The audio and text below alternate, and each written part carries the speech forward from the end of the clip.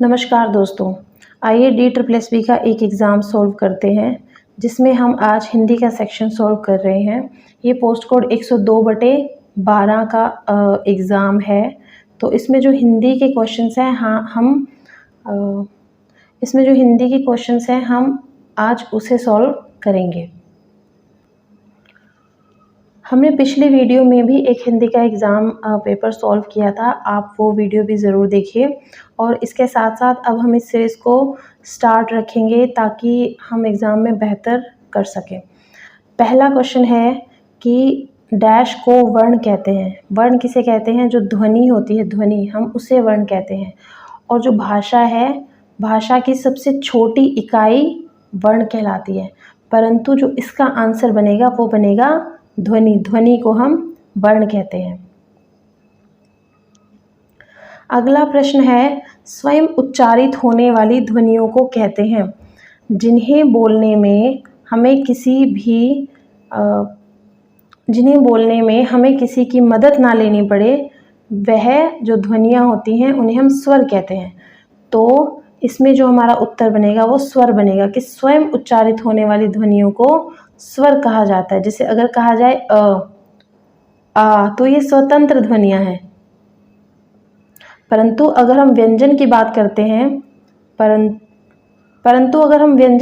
करते हैं तो हम बोलते हैं क के नीचे अगर हलंत है फिर तो वो बिना किसी स्वर के है।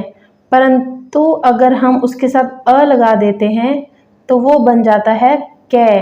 तो इसको बोलने के लिए हमें एक स्वर की ज़रूरत पड़ती है। प्राण शब्द डैश वचन में प्रयोग होता है।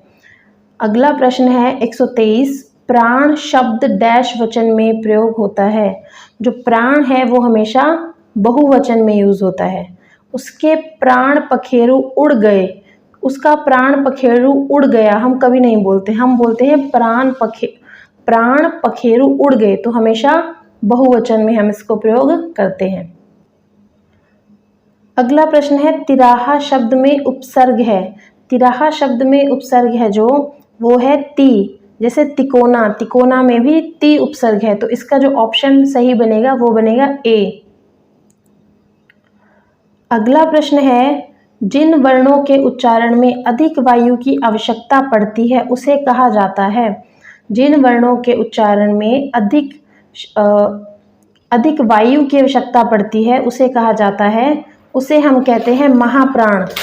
जैसे प्रत्येक वर्ग का दूसरा और चौथा व्यंजन, जैसे ख, छ नहीं छ, फिर ठ, इसमें हमें अधिक वायु की आवश्यकता पड़ती है। जैसे ख, फिर ठ और छ।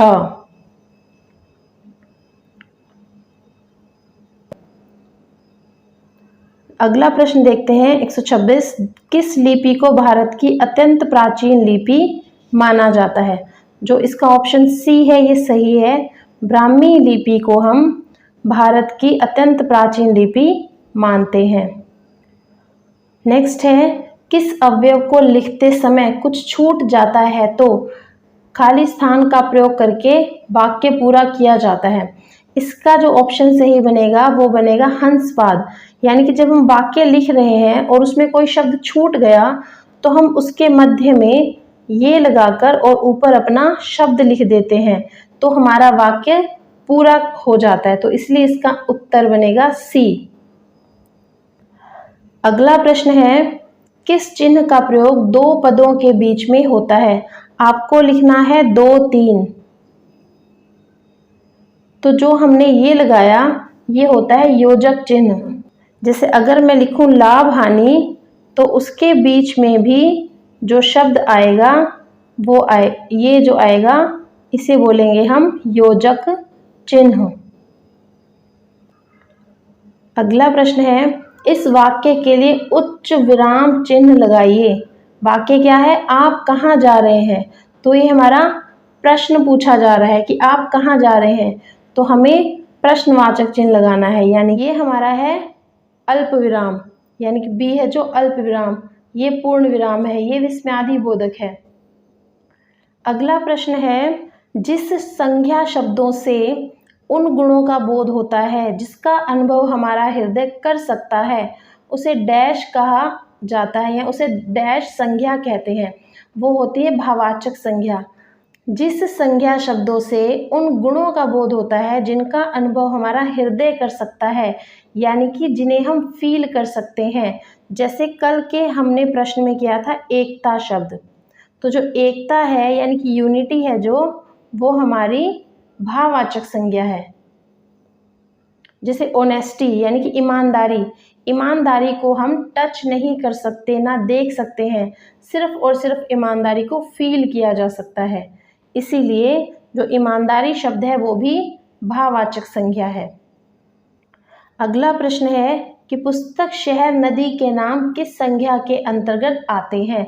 अब आप देखिए कि अगर हमें पूछा जाता कि पुस्तक शहर और नदी शब्द किस संज्ञा के अंतर्गत आते हैं, तो हमारा उत्तर होता जातिवाचक।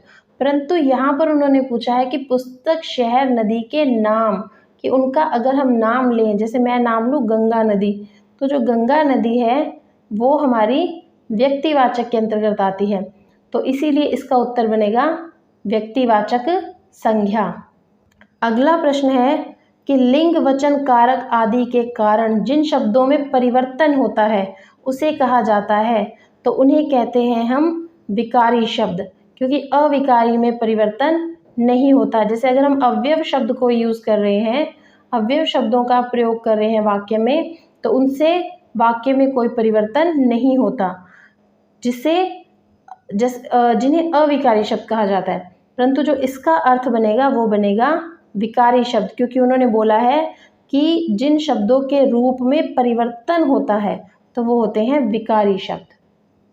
अगला प्रश्न है, क्रिया विशेषण, संबंध बोधक, समुच्चय बोधक व विस्मयादि बोधक अवयव डैश शब्द भेद के प्रकार होते हैं। जो क्रिया विशेषण, संबंध बोधक और समुच्चय बोधक, विस्मयादि बोधक हैं, ये अवयव हैं, और अवयव जो होते हैं ये होते हैं अविकारी शब्द। और विकारी शब्द कौन से होते हैं? विकारी शब्द होते हैं संज्ञा, सर्वनाम, ये सब। अगला प्रश्न है, किसके प्रयोग से वाक्य सुंदर, सरल व संक्षिप्त लगता है। तो जो सर्वनाम है इसके प्रयोग से हमें वाक्य सुंदर, सरल और संक्षिप्त लगता है। नेक्स्ट प्रश्न है, उत्तम पुरुष, मध्यम पुरुष और अन्य पुरुष किस सर्वनाम के अंतर्गत आते हैं। ये हमारे आते हैं पुरुषवाचक के। जो सर्वनाम के प्रकार हैं ये सभी सर्वनाम के प्रकार हैं, परंतु जो उन्होंने पूछा है कि उत्तम पुरुष, मध्यम पुरुष और अन्य पुरुष, ये हमारे हमेशा पुरुषवाचक के अंतर्गत आते हैं। जैसे उत्तम पुरुष का उदाहरण मैं, मेरा, हम। इसी तरह से मध्यम पुरुष का तू, तुम, तुम्हारा, अन्य पुरुष का वह, उसका, इस तरीके से। अगला प्रश्न है कि सर्वनाम के जिस रूप से किसी निश्चित वस्तु का बोध होता है उसे हम निश्चयवाचक सर्वनाम कहते हैं, क्योंकि निश्चित वस्तु का बोध हो रहा है तो निश्चयवाचक। जैसे यह मेरी किताब है, तो यह, वह, जो आदि शब्द सर्वनाम है ये निश्चयवाचक सर्वनाम है। अगला प्रश्न है, तू, तुम और आप पुरुषवाचक सर्वनाम के किसके अंतर्गत आते हैं। हमने अभी पिछले प्रश्न में पढ़ा कि ये हमारे आते हैं मध्यम पुरुष में। संज्ञा या सर्वनाम की विशेषता बताने वाले शब्दों को क्या कहा जाता है? विशेषण कहा जाता है। अगला प्रश्न है कि संख्यावाचक विशेषण के कितने प्रकार होते हैं। संख्यावाचक विशेषण के 2 प्रकार होते हैं। नेक्स्ट क्वेश्चन इज, बालक से दूध पिया गया, यह वाक्य वाच्य के किस उदाहरण में है। तो जो बालक से दूध पिया गया ये हमारा आता है भाववाच्य में। किस में आता है? भाववाच्य में। अगला प्रश्न है, राम रोटी खाता है, यह वाक्य क्रिया के डैश उदाहरण है। अगला प्रश्न है, राम रोटी खाता है, यह वाक्य डैश क्रिया के लिए उदाहरण है। राम रोटी खाता है, राम क्या खाता है, हमें क्या का उत्तर मिल रहा है, तो यानी कि सकर्मक क्रिया, क्योंकि इसमें कर्म है, तो हम इसमें बोलेंगे कि ये सकर्मक क्रिया है। अगला प्रश्न है, ऐसी क्रियाएं जिनका प्रभाव कर्ता पर पड़ता हो या जिनके साथ कर्म नहीं आता है, तो वो होती हैं अकर्मक क्रियाएं। अगला प्रश्न है, निम्नलिखित वाक्य क्रिया के किस प्रकार का उदाहरण है? डाकुओं ने सारा धन लूट लिया। इसमें भी हमें उत्तर मिल रहा है कि डाकुओं ने क्या लूट लिया, सारा धन, तो सकर्मक क्रिया। अगला प्रश्न है, डैश क्रियाओं का प्रयोग तब किया जाता है जब व्यक्ति स्वयं कार्य न करके किसी को कार्य करने के लिए प्रेरित करता है, कि हम स्वयं कार्य नहीं कर रहे परंतु किसी को प्रेरित कर रहे हैं, तो वो हमारा हो जाता है प्रेरणार्थक क्रिया। कर्मक क्रिया में कर्म होता है, अकर्मक में कर्म नहीं होता, परंतु जब कर्ता स्वयं न कार्य करके, जब व्यक्ति स्वयं कार्य न करके किसी से कार्य करवाए, तो वो होती है प्रेरणार्थक क्रिया। जैसे हमने पंडित जी से पूजा करवाई, पंडित जी से, तो जो कार्य करने वाले हैं वो पंडित जी हैं, तो इसीलिए यहाँ पर बनेगी प्रेरणार्थक क्रिया। अगला प्रश्न है कि वह लज्जा रही है। यह वाक्य डैश क्रिया का उदाहरण है। इसमें हमारे पास कर्म नहीं है। वह क्या लज्जा रही है, क्यों लज्जा रही है, तो इसमें हमारा बनेगा बी, अकर्मक क्रिया। ये अकर्मक क्रिया का उदाहरण है। अगला प्रश्न है, गीता धीरे धीरे चलती है। रेखांकित शब्द का उदाहरण है कि गीता धीरे धीरे चलती है। उन्होंने पूछा है कि जो धीरे धीरे शब्द है ये क्या है? ये क्रिया विशेषण है, क्योंकि सर्वनाम यूज, इसमें हमने सर्वनाम प्रयोग नहीं किया, हमने संज्ञा शब्द गीता का प्रयोग किया है, और चलती इसमें क्रिया है, तो जो क्रिया है वो चलती है, तो धीरे धीरे क्या है, क्रिया विशेषण शब्द है। अगला प्रश्न है, संधि विच्छेद दिया हुआ है, हमें इसकी संधि करनी है। मनः प्लस रथ, तो मनः प्लस रथ बनता है मनोरथ। ये हमारी विसर्ग संधि है, ये हमारी विसर्ग संधि का उदाहरण है। अगला प्रश्न है, सभी डैश अवयव के अंतर्गत आते हैं क्योंकि उसमें कोई विकार उत्पन्न नहीं होता। ये आते हैं क्रिया विशेषण में। सभी क्रिया विशेषण अवयव के अंतर्गत आते हैं क्योंकि उसमें कोई विकार उत्पन्न नहीं होता, यानी कि ये शब्द होते हैं अविकारी शब्द। अगला प्रश्न है, डैश मेहनत के सफलता नहीं मिलती। इसमें हमें संबंध सूचक अवयव लगाना है, तो बिना मेहनत के सफलता नहीं मिलती, तो जो इसका उत्तर बनेगा वो बनेगा बी, बिना मेहनत के सफलता नहीं मिलती।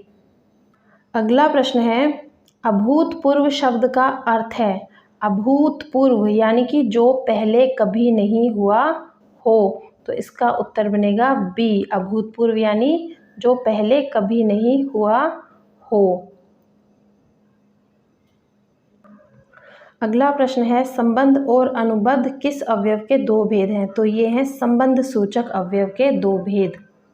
अगला प्रश्न है, वह गरीब है, डैश ईमानदार है, रिक्त स्थान को सही समुच्चय बोधक अवयव से जोड़िए। तो क्या बनता है कि वह गरीब है किंतु ईमानदार है, वह गरीब है किंतु ईमानदार है, तो इसका जो सी ऑप्शन बनेगा वो बिल्कुल सही बनेगा।